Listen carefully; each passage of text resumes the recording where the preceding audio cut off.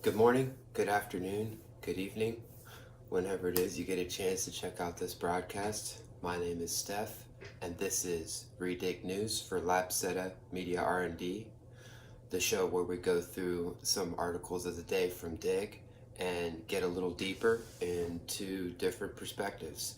So the first one, we won't go too deep, but it's something to keep in our minds. It's called cheap rent. We just picked this up. I see these ones, a lot of times I really do try to get them pulled up. Again, this is their site Dig. It's coming off here today. So here it is. Cities with the lowest average monthly rent for two-bedroom apartments in the U.S. ranked. And here you go. I just think it's important to kind of get an idea of flow and know what's happening where so quickly. We see our apparently least expensive. Now, I'll also keep in mind that I did try to collaborate where this actual statistics came from, and I couldn't find it. So, speak truth to that. But Tulsa, Oklahoma, it says the two-bedroom rent average $895, least expensive in the country, and it goes on from there. Uh, Memphis, Louisville, Albuquerque at 1,053. Other findings: Washington D.C. was determined the best city to rent in. There again, I don't know, but a two-bedroom apartment in Washington D.C. is $3,658 on average. Jeez.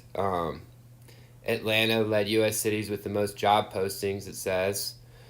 New Orleans has the highest land percentage of green space. Um, yeah, just interesting. Oh, read more at Living Cozy. So even if we go ahead and click on that, so there it was. See, even there, I don't always catch everything, but here's so it's from livingcozy.com, and yeah, so that's where this came from. Some of the information here, so good stuff to keep in mind and keep our eyes peeled to. Um, there you go, highest average salaries, cities with the lowest cost of living. Okay, um, rent controls. See that, so it's just kind of a cool little thing there. Um, let's see. Next, we're jumping into the an article that I titled "Hacks with a Dollar at the End," and it's just this one would take a minute to actually start attempting to look into and determining what is even going on. You have some kids apparently hacking into some of the biggest companies, which we've heard these sorts of things for years, and I think it has validity to wonder about all our systems, even what we're on here, is running through these different platforms. So it's just when we get into now, you're talking about even some money, how it changes hands. Which being able to hack into a bank is one thing, but then these are like on these blockchains in different places, and then obviously a lot of proprietary information that these people hold that they're getting with their codes and things like this. And even with some of this talk around that I've heard with these like digital IDs and digital identities and um, digital twins, things like this, imagine someone actually like hacking your life, like whatever you're, it's just a kind of a mind-blowing thing to think about. It's one thing to think a product or an item or a website, when that these sorts of things aren't going to necessarily change our life, but when it's a lot of our infrastructure and everything, I think it's pretty important to. So I just wanted to pull this one up and take a look and dig a little deeper here real quickly. Um, who is Lapsus, the big bad cybercrime gang hacking tech's biggest companies? This is from Gizmodo, written by Lucas Ropek, who definitely knows what he's talking about on this issue, and just feeds you a lot of information here if you have a chance to pull this article up. and they believe the ringleader. And these people, you can see the gang's targets are big: Microsoft, Samsung, Nvidia, Ubisoft. I mean, these are stolen pieces of source code, the digital DNA of proprietary software. So these young guys, gals, whoever it is, this group, it goes on to explain like that some of the stuff they did is kind of would probably honestly make you giggle a bit, just because they're just seemingly just goofing around a bit, but then it's just they are able to do some really big things. So you see here, we get it kind of explained to us, and we would have to start. One area where Lapsus has clearly been successful is intrusion, though it doesn't necessarily use innovative techniques to get inside networks and systems. The group has leveraged a number of well known strategies, including the use of password steering malware called Redline, a variety of social engineering ploys, the purchase of account credentials and social session tokens on darknet forums. I mean, just right there, it it's these well-known strategies, but the truth is that I don't feel like a lot of people actually think about some of these different things, and we can come back up to this and click on what those are. So it's sharing how it's using different sites, even just regular sites, but obviously it was using whatever the dark internet, dark web is, which I still don't really understand, to be honest with you. And um so we continue on, and I just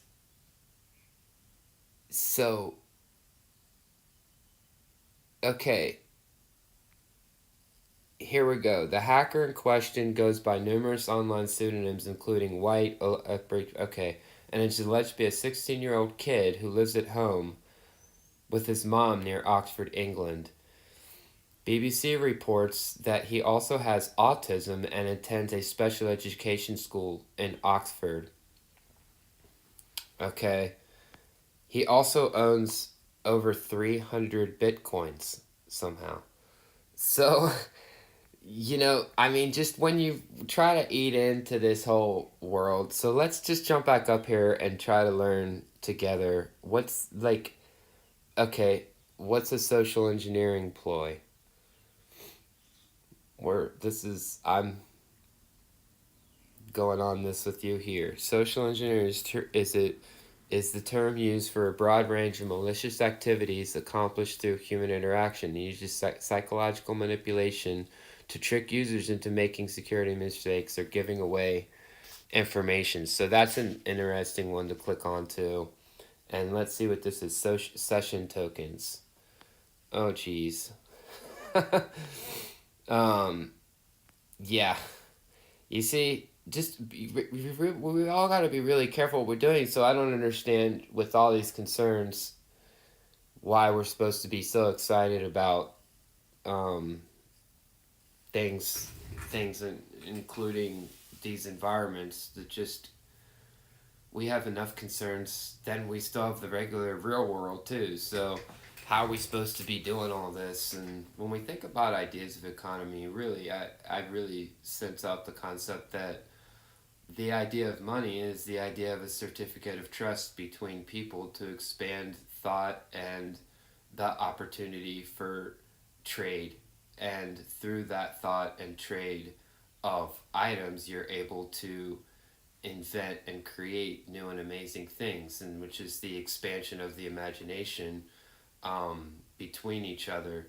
So I don't know why we make it so complicated, to be honest. And I see that we've had other, and I've covered some of them in some of the features now from this point, different kinds of money and different ideas.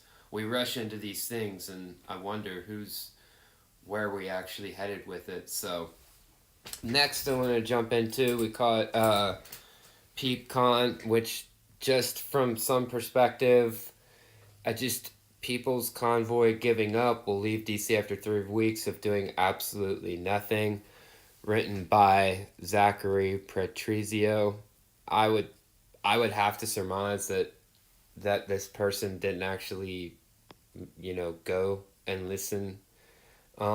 These are just, people that have that had a lot to deal with this whole thing that happened recently, and they feel like they can't trust anybody, and some of the issues they brought up are about um, are about things like the Emergency Powers Act, which is actually, I think, pretty valid thing to consider.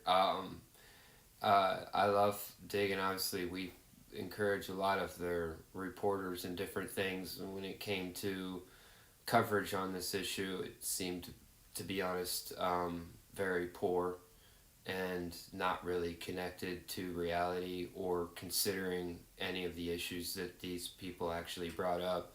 You can go back and I think on some of the other broadcasts we recommended one or two of the channels to check out, so you're able to do that and see for yourself. So we really appreciate YouTube and YouTube Live for that.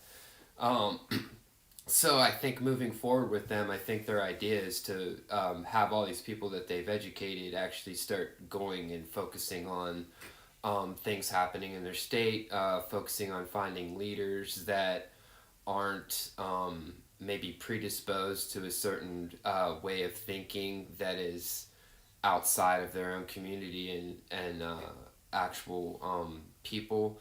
He did mention in the article that they were met with a couple Republicans and no Democrats met with them, which I think is just something that also people should consider, that why wouldn't you meet with an aspect of your constituency that have something that they want to bring up in a peaceful, organized way. It also said in the article they had raised a couple $1 million.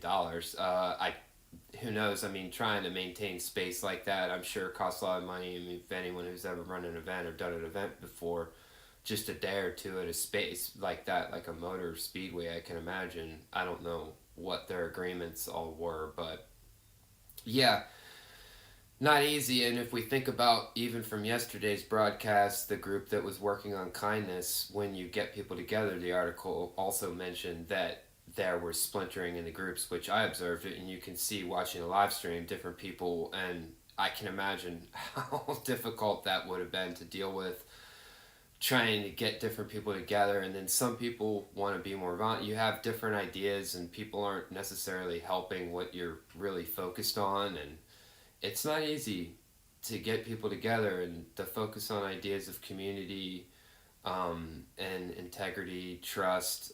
We get things tossed around right now, like we're to move into a trustless society or trustless system, which is something it's hard for me to want to be excited about participating with something that's trustless. I'd rather have community and a society that has trust, full trust in it. And the ways we get to that is by always appropriately like communicating and connecting with each other, listening to one another. And this is just not easy in the world we live in right now. A lot of people end up with a lot of different feelings, and our society's really judgmental too right now. So pulling these things up and giving them a moment of breath and really thinking about, hey, who's even cares about, people in general and stuff. So, and then listens to them, gives them an opportunity to speak, and doesn't just shut them down for no reason. It actually, if they have anything that's specific, they can pull it up. Of course, if they don't, then don't. And so I just feel like it was, always do your best. And if you decide you have something you want to care about, even if no one's going to cover it, be as specific as you can and do your best with that. So moving on to jumping into, oopsie, we're going to jump into this final one, which we called Where's Lama? Maybe or maybe not, you heard about this. Keanu Reeves axed by Chinese video platforms after Tibet concert. Okay. And I kind of want to bring this up because I've never hear anyone really talk about or mention this issue that happened years ago and is really kind of weird to me. And it involves like Buddhism, and I we hear people talk about yoga and like Buddhism and all that stuff. Um, so here in the article, Beijing is accused of Dalai Lama, exiled in neighboring India, of fomenting separatism in the Tibet region, and instead recognizes the current Panchen Lama, put in place by the Communist Party as the highest religious figure in Tibet. Okay, I mean, did we ever even talk about this? So and this is a simple thing. This is just right off Wikipedia here. So we're gonna dig a little deeper. Panchen Lama is one of the most important figures in the Gelug tradition, second only in authority to the Dalai Lama.